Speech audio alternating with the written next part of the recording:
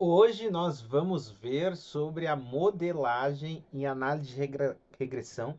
Ainda é uma introdução ao curso de econometria, de técnicas de regressão, em que a gente está tentando compreender no vídeo anterior o que é uma análise de regressão. Fizemos uma analogia usando aquele contexto da feijoada, enfim. A gente ainda está nesse espaço um pouco senso comum, pensando de uma forma bem ampla sobre o que seria a regressão, mas estamos ainda caminhando nesse campo, ainda não estamos formalizando os conceitos assim com uma rigorosidade um pouco maior, nem programando métodos de regressão estatística, porque nós precisamos compreender quando utilizamos a regressão. O que a gente já entendeu é que os métodos que usamos nas análises de regressão, eles podem ser usados em várias áreas do conhecimento que demandam algum tipo de investigação. Então, toda análise na análise de regressão é uma análise empírica, que nós queremos utilizar dados para validar uma teoria, ou rejeitá-la, ou ainda alguma relação de interesse. Então, o primeiro passo aqui é a gente determinar com cuidado qual é a questão de interesse. Depois disso, nós construímos um modelo de regressão formal. O modelo aqui, que é o que a gente está buscando, trata-se de um conjunto de equações matemáticas que irá então descrever quais são essas relações. A gente vai ver hoje dois exemplos para entender do que a gente está falando. No primeiro caso, vamos investigar se nós devemos ou não investir em energia renovável. É uma analogia mais uma vez, mas considere que temos um empresário e ele está considerando se deveria ou não investir em uma fazenda de energia solar. Ficou comum aqui, pelo menos aqui em Curitiba, de onde eu falo, ficou comum as casas com painéis solares e também fazendas mesmo, terrenos abertos com painéis solares. E a decisão de se vale a pena investir ou não a energia renovável não é uma questão simples, porque existem muitos fatores que afetam. Por exemplo, o que você poderia fazer com o dinheiro que você tem, você poderia gastar em outra coisa que fosse mais rentável, se é uma economia razoável ou boa de energia, se os painéis solares têm uma validade adequada, se o custo de manutenção é alto, se há expectativa de que o preço do mercado de energia mude nos próximos anos, se você consegue imaginar qual é a rentabilidade esperada que você terá nesse investimento, enfim, são muitos e muitos parâmetros que você sabe que podem fazer com que o seu investimento seja um sucesso ou seja um fracasso. Aqui precisamos selecionar uma variável de observação para formarmos melhor a nossa questão de interesse. Por exemplo, poderíamos estar interessados em saber se a atividade que você vai fazer será rentável ou não, além de quanto de rentabilidade você poderia alcançar, ou o empresário poderia alcançar, na execução desse processo. Não é, mais uma vez, um problema simples. Poderíamos pensar os diversos fatores. Vou escrever uma lista aqui para ver se fica claro como são vários. Então aqui estão uma série de fatores que eu imaginei, mas você poderia pensar outro. Afinal, é uma problemática que quem quer instalar painéis solares em casa ou como investimento vai parar para pensar. Eu coloquei algumas coisas aqui que poderiam ser relevantes. Por exemplo, o custo de instalação. É, Você deve perceber, né? Uma instalação mais cara, muito cara, pode inviabilizar o investimento, assim como o custo de manutenção. Quanto você vai gastar ano após ano em energia renovável? Será que isso afeta o custo, a tua rentabilidade? É evidente que sim, né? Se há incentivos fiscais esperados, quer dizer, será que haverá alguma política governamental que barateará ou trará descontos nas formas de impostos, por exemplo, para empresas que investem em painéis solares? Talvez tenha. Afinal, as empresas que investem em painel solar, elas têm mais, prejudicam menos o meio ambiente. E se você espera que a legislação mude para privilegiar essas empresas, trazendo mais benefícios fiscais, por exemplo, é algo a se considerar. Há a variação do preço de mercado. Quem produz energia renovável vende à concessionária por um determinado preço, que espera-se não ser o mesmo nos próximos anos. Pode ser que há mudanças na legislação, favorecendo ou não o investimento em energia renovável. Você tendo um espaço como uma terra ou seu próprio telhado da sua casa, você precisa avaliar o custo de oportunidade dessa terra, que seria basicamente se há outra possibilidade, outra atividade comercial que te daria mais dinheiro do que essa de colocar simplesmente painel solar. Se a gente pensa numa fazenda, vejo duas oportunidades de cara: construir painel solar e criar boi. Talvez a segunda seja mais valorosa que a primeira. Enfim, a gente precisa colocar todas essas questões como fatores que afetam a rentabilidade. Note que esses fatores não se esgotam aqui, e seria preciso uma investigação muito forte para verificar se esses fatores são suficientes ou se precisa pensar em outras coisas. Note também que a característica dos fatores é um pouco diferente. Enquanto o custo é medido em dinheiro, em número, e geralmente um valor positivo, ou sempre um valor negativo, ou sempre um valor positivo, é um número. Enquanto a existência de incentivos fiscais pode ser medido por uma sim ou não, uma variável booleana, ou que a gente chama aqui de variável dummy. Ou ainda é o caso da variação do preço de mercado, que pode essa ser um número positivo ou negativo, e outras que a gente talvez nem imagine como vai ser medido. O importante é que o resultado de um modelo de regressão será uma função matemática que relaciona cada uma dessas variáveis a uma variável de saída, que nesse caso é a rentabilidade. Então perceba que quando eu evoco para vocês o conceito de função, o que eu estou tentando dizer é que a regressão busca investigar se há relação mesmo entre as variáveis ou fatores que eu selecionei e aquilo que eu estou observando, que nesse caso é a rentabilidade.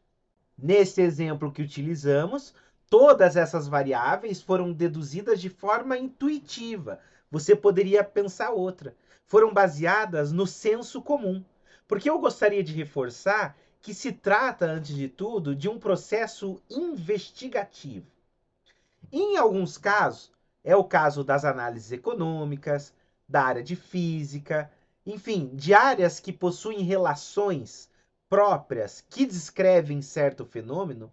Essas relações podem nos ajudar a estreitar a forma da função. Por exemplo, se a gente conhece a lei de Newton, questões relacionadas ao movimento de corpo podem ser modeladas de forma mais adequada se juntamos esse conhecimento à investigação das variáveis.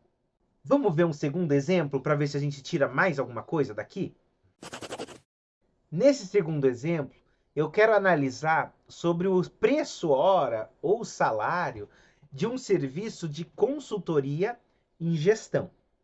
Então, quando você decide lançar uma consultoria, por exemplo, nós analisamos o mercado de trabalho.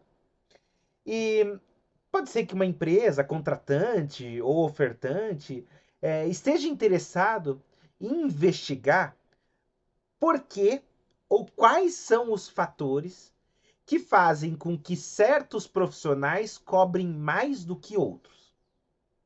E aqui, de novo, a gente vai levar a nossa intuição a cabo para responder isso daqui.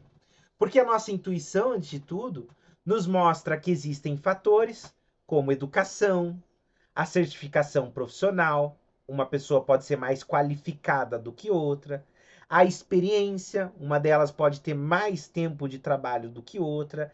E esses fatores, me parecem, talvez você concorde, mas pode discordar, esses fatores podem influenciar esse preço. Eu digo pode concordar ou pode discordar, porque o que eu quero que você observe é que esse raciocínio de levantar os fatores nos permite gerar uma função. Nesse caso, uma função que avalia os salários que existem no mercado em função da educação, do nível de educação, da certificação e da experiência. Salário, nesse caso, medido em preço por hora. Educação, medido em anos de educação formal. Certificação, medida em uma quantidade ou qualquer outra métrica de certificação profissional. E experiência, medido em anos de experiência no mercado de trabalho. Você precisa considerar que essas medidas, elas foram decididas de alguma forma que pudesse comparar. Claro que anos de educação formal, talvez para duas pessoas que estudaram em instituições distintas, com a mesma quantidade de ano, leve a salários diferentes. Quantidade de certificação profissional, será que é a quantidade de certificação de certificados que poderia ser contado e comparado, 1, 2, 3, 4, 5, e anos de experiência no mercado de trabalho? Em qualquer mercado de trabalho, no mercado de trabalho da área, e o salário medido em preço hora, mas poderia ser medido de outra forma.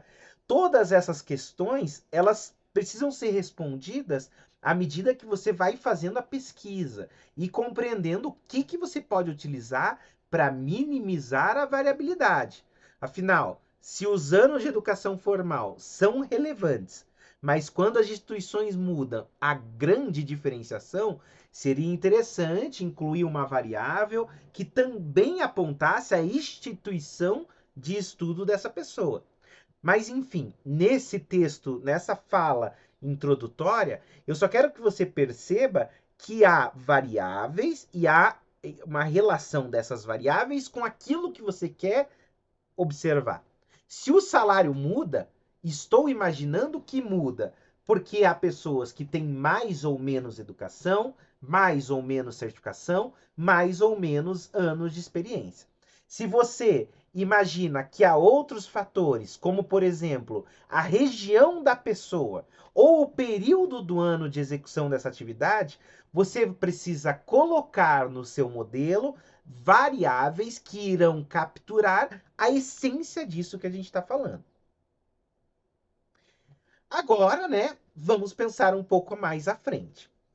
Tanto no primeiro exemplo, quando eu falava se devemos ou não investir em energia renovável, como no segundo exemplo, sobre o preço hora de um serviço de gestão, toda análise com técnicas de regressão em econometria é realizada, é iniciada com o levantamento das variáveis que imaginamos vai afetar aquilo que queremos observar.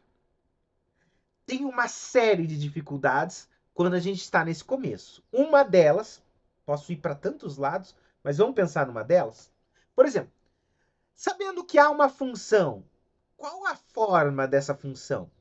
Será que é uma função logarítmica, polinomial, trigonométrica, sigmoidal, logística ou uma outra qualquer? Que forma tem essa função?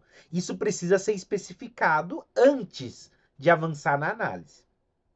Também existem variáveis, outro segundo problemática, que não são muito bem observadas ou medidas. Quando investigamos certificação profissional, por exemplo, parece que é uma quantidade bem definida, mas, como eu já falei, é difícil estabelecer a diferença entre diversos cursos de certificação profissional que cada consultor pode ter. Quando eu falo de painéis solares, algumas variáveis, como X3, que é o total de investimentos fiscais, será que dá para obtê-la de forma realista? A gente poderia observar a estatística de outros temas, mudanças que já ocorreram no passado e aproximar esse valor real, mas parece haver complicações de medida também. Além disso, tem um problema central. Em ambos os modelos, existem variáveis que nós sequer conseguimos imaginar e que afetam o resultado dado. Se a gente não consegue imaginar, me fala como você vai me pedir para falar qual é. Eu não sei, eu não consigo imaginar. Mas tem fatores, talvez, eu não consigo imaginar, mas enfim, tem fatores que para mim não fazem sentido, mas talvez se a pessoa é careca ou não, qual foi a hora que ela fez a entrevista, sei lá, fatores que a gente não consegue imaginar, mas que afetam o resultado. E essa é a grande questão. É a grande vantagem do uso de estatística e de técnica de regressão. Porque, embora a gente não consiga levantar todas as variáveis que afetam o salário, até porque, se conseguíssemos, teríamos um modelo determinístico, como vimos na primeira aula, como nós não conseguimos, um modelo de regressão é um modelo que traz uma variabilidade. Veja só. Então, o que a gente observa quando eu escrevo uma equação? Ó, e coloquei uma forma qualquer. Ó, o que seria um modelo de regressão? Pode ser algo desse tipo. Uma equação matemática, que eu já adotei uma forma qualquer, mas só para você compreender, que relaciona educação, certificados e experiência ao salário.